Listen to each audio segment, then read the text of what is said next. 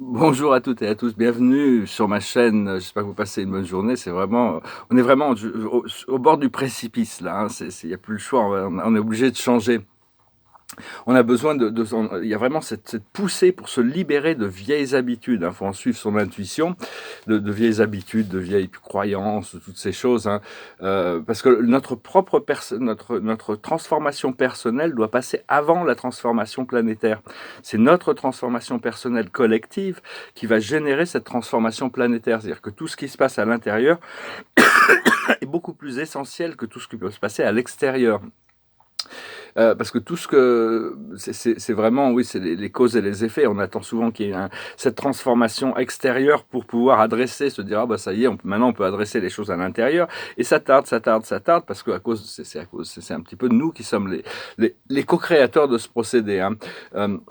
Le solstice va vraiment nous permettre de raffiner, de nous accorder sur des fréquences supérieures, raffiner notre perception.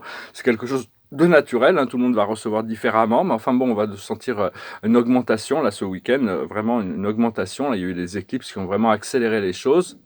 Euh, Parce que et vraiment se concentrer sur l'énergie de l'âme, hein. L'âme est plus puissante que toutes les peurs réunies, hein. C'est vraiment l'âme n'a pas d'état d'âme, hein, vraiment. Et donc savoir que tout ce qui est dans toutes les histoires du monde terrestre sont très importantes. Notre vie terrestre est très importante, mais ça reste des histoires temporelles. Alors que cette connexion à notre âme, notre esprit et notre réalité éternelle est réelle, hein. C'est-à-dire c'est ça qui est vraiment réel. Et donc il faut vraiment se concentrer plus sur ces réalités de l'âme que sur les. Ça ne veut pas dire que les challenges et toutes les expériences du monde terrestre ne sont pas relatives et sont orchestrées de manière à nous apprendre les choses. Mais enfin, on doit vraiment quand faire tout ce qu'on peut pour avoir la gratitude pour la vie. La gratitude, si on a de la gratitude pour tous les moments, toutes les expériences de la vie, on a fait la plus grande partie du chemin à chaque moment. Savoir que la libération est toute proche. Quand on sera libéré, on le saura, hein, de toute manière. C'est un petit peu quand on est amoureux, on le sait. Quand on a mal quelque part, on le sait, hein. C'est des choses, c'est évident, c'est des évidences. Et donc, je fais un rêve très très bizarre, je vais en parler, c'est un petit peu. C'est assez marrant, dans un sens. Quand on le met en perspective, des fois, les choses sont assez marrantes. Et donc, je tirais quelques cartes avec le tarot des anges. La réussite est déjà ancrée dans le passé, hein, dans le subconscient. Là où on en est actuellement, c'est la famille, connectée avec notre famille d'âme, connectée avec des gens qui ressentent les choses comme nous. Et on va trouver cette complémentarité, des gens qui nous complémentent et pouvoir les complémenter. On travaille sur l'amitié, il y a cette amitié quand même, c'est très important. L'amitié, Épicure disait, c'est ce qui est plus essentiel dans la vie, hein. Donc il faut voir, faut pas délaisser ses amis. Et le futur, c'est la droiture. C'est vraiment quelque chose d'être droit, d'être posé, d'être calme, le Bouddha avait découvert, c'est la seule chose qui est vraiment nécessaire, c'est la sagesse suprême, mais s'aligner avec la loi, hein. Parce que les esprits supérieurs de l'univers, les saints, les Bouddhas, les immortels, les anges, les guides, ils sont obligés d'ignorer les désirs qui viennent de l'âme, qui viennent de l'ego, pardon, tous ces désirs inférieurs, ils savent que c'est pas bon pour nous, donc ils respectent notre notre volonté individuelle, mais c'est seulement quand ces désirs viennent de l'âme qu'ils sont là pour assister et soutenir et nous aider à les réaliser.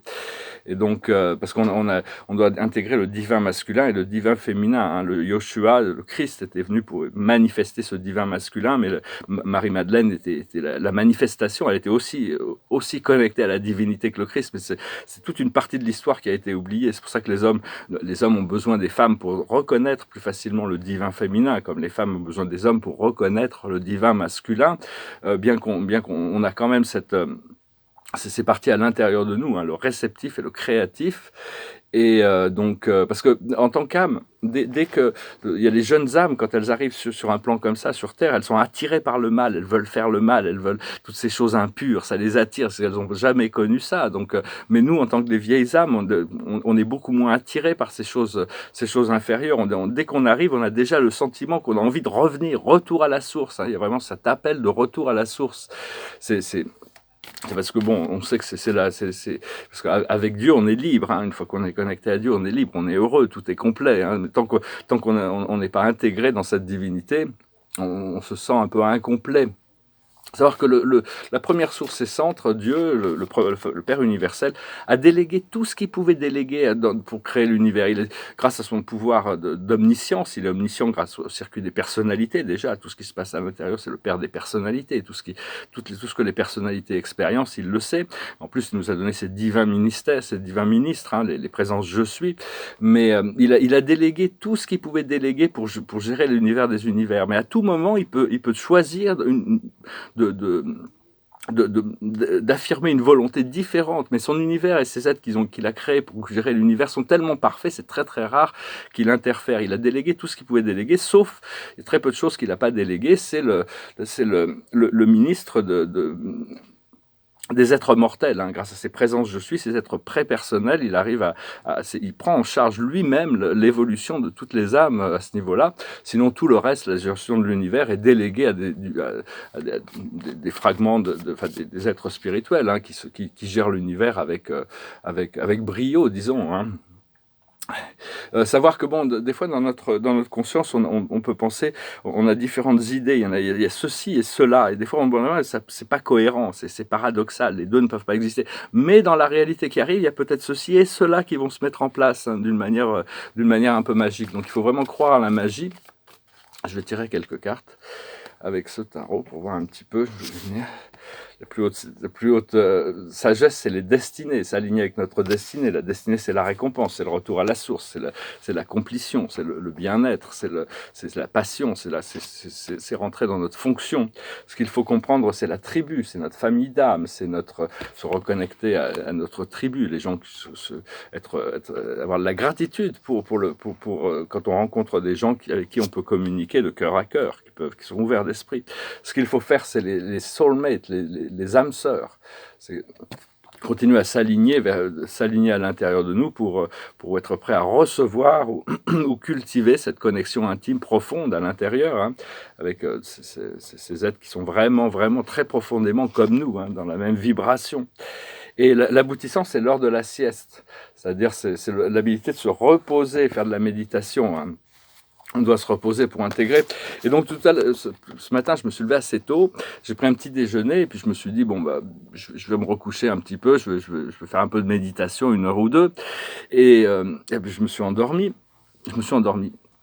Je me suis réveillé très très brumeux. J'avais fait un rêve très bizarre, mais je veux quand même en parler parce que on était dans le nouvel âge déjà. J'étais dans une ville, peut-être un peu Boulder, Colorado, on dirait un petit peu dans cette rue. Il y avait plein de gens qui faisaient la fête partout. Mais il y avait des toiles d'araignées partout, et personne ne les voyait. Alors moi, j'étais à désespoir de chercher un aspirateur pour arriver à enlever toutes ces toiles d'araignées.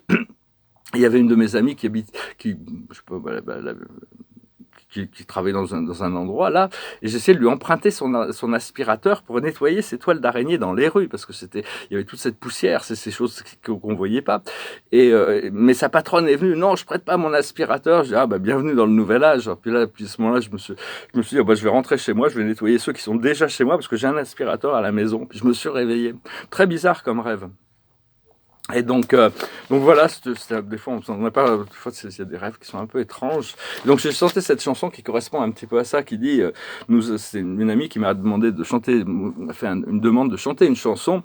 Et des fois je me fais des demandes de chansons, mais c'est trop variété, c'est pas des chansons pour moi, donc je m'excuse, je peux pas les chanter. Mais là c'est une chanson assez rock and roll, et ça veut dire on va vous bouger, on va vous secouer, hein, goes like this.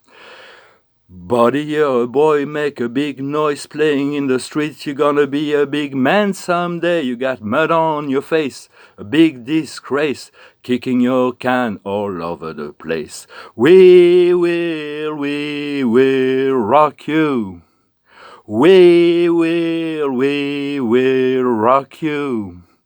Buddy, you're a young man, hard man, shooting in the streets. You're gonna take on the world someday. You got blood on your face, you big disgrace, waving your banner all over the place. We will rock you. Sing it. We will rock you. Yay.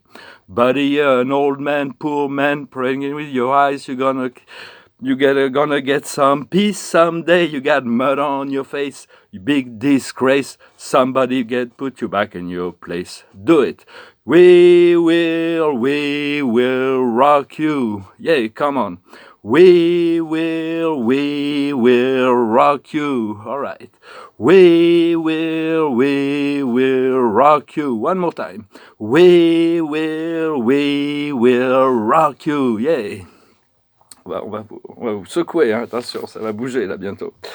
Donc voilà, je vous salue, je vous remercie d'aimer, de partager, de commenter, de souscrire. Si vous voulez une session privée pour vos donations aussi, je vous remercie infiniment.